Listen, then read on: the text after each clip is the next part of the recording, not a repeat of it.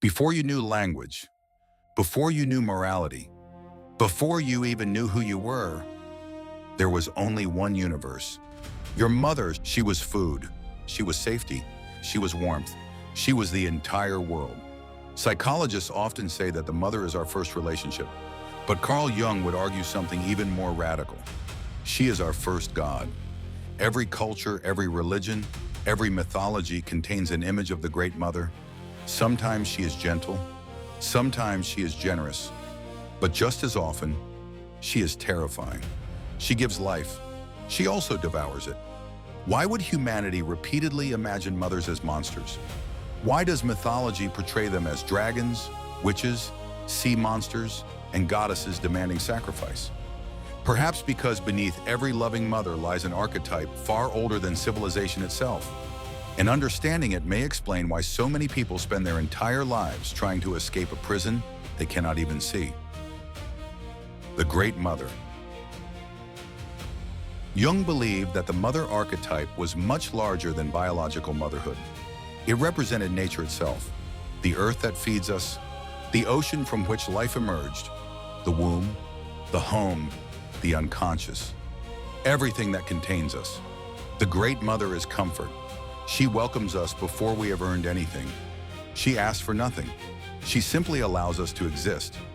This explains why adulthood is so difficult. Growing up means leaving paradise. Every child eventually discovers that love has limits. Food must be earned. Pain exists. Death exists. The world does not revolve around them.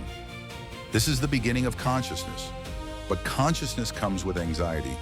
And when anxiety appears, people begin longing to return, not necessarily to their actual mother, but to the psychological state she represented. A place where someone else carries responsibility, where someone else makes decisions, where someone else protects us from uncertainty. This desire never completely disappears. It simply changes its disguise.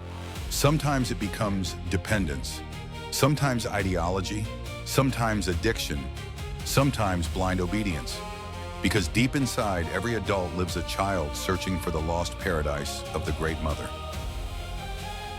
When love becomes possession. Here is where the archetype becomes frightening. The nurturing mother wants the child to become independent. The devouring mother cannot allow it. She protects until protection becomes imprisonment. She loves until love becomes control. She sacrifices until sacrifice becomes emotional debt. She may never intend harm. Often she genuinely believes she is helping. But psychologically, she cannot tolerate separation. Every step toward independence feels like abandonment. So she keeps the child close, perhaps through guilt, perhaps through fear, perhaps through constant rescue, perhaps by convincing them that the world is too dangerous. Mythology captures this perfectly. Think of the witch living deep inside the forest.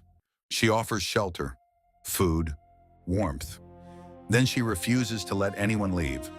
The house becomes a cage. The gift becomes captivity. The same pattern appears in countless myths because it reflects something ancient inside the human psyche. Comfort can become a prison. Safety can become suffocation. Love itself can become possession. The Dragon Mother. Many myths replace the devouring mother with another creature, a dragon. Why? Because dragons guard treasure, but they also prevent anyone from reaching it. The treasure is psychological maturity. The dragon is everything that keeps us dependent. Sometimes the dragon is external. Sometimes it is internal. Imagine someone who is 30 years old, intelligent, capable, yet paralyzed by every major decision. They constantly seek permission, approval, reassurance. They fear disappointing others more than disappointing themselves. On the surface, nothing seems wrong, but psychologically, the dragon still stands at the entrance. The dragon whispers, "You cannot survive alone. You still need protection. You are not ready." The terrifying truth is that this dragon often speaks with the voice we first learned to trust. Not because our mothers intended it, but because the archetype itself is ancient. It speaks through fear, and fear always sounds convincing. The mother in society. The archetype extends far beyond family. Entire societies can become maternal. Governments promise absolute safety. Corporations promise endless comfort. Technology removes every inconvenience. Algorithms decide what we should watch, what we should buy, what we should think.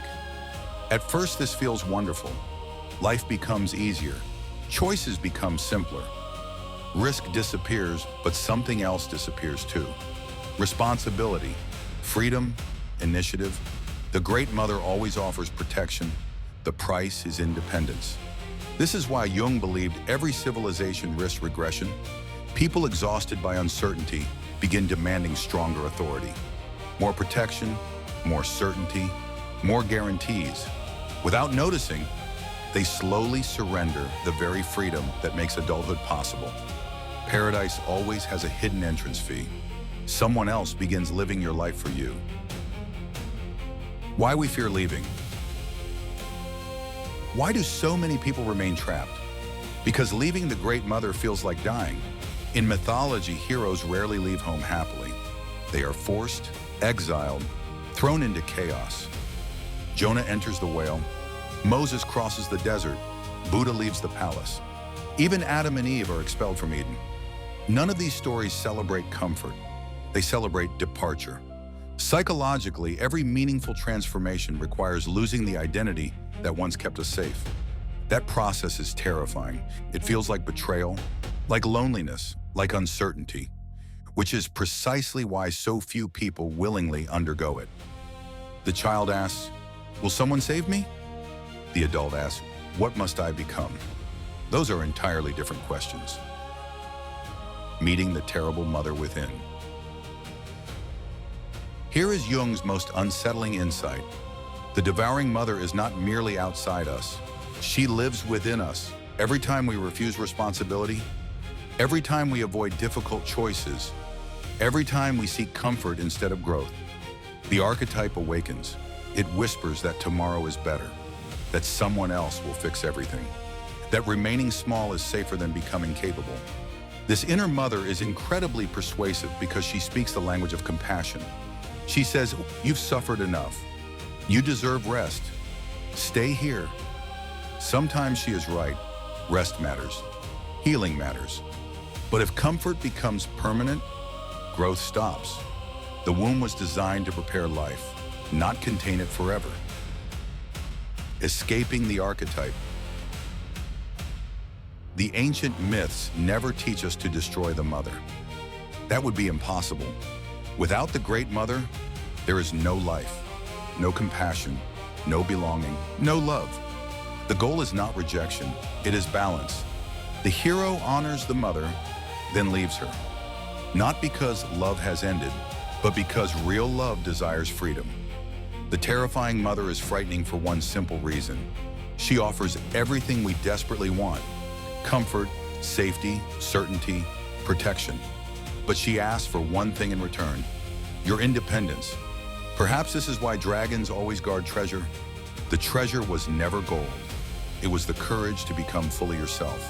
And perhaps the greatest psychological battle is not against monsters lurking in the dark. It is against the ancient voice that says, "Stay where it is safe." Because every meaningful life begins at the exact moment you walk beyond the boundaries of that voice. The Great Mother gave you life, but only you can decide whether to remain her child or finally become the author of your own existence.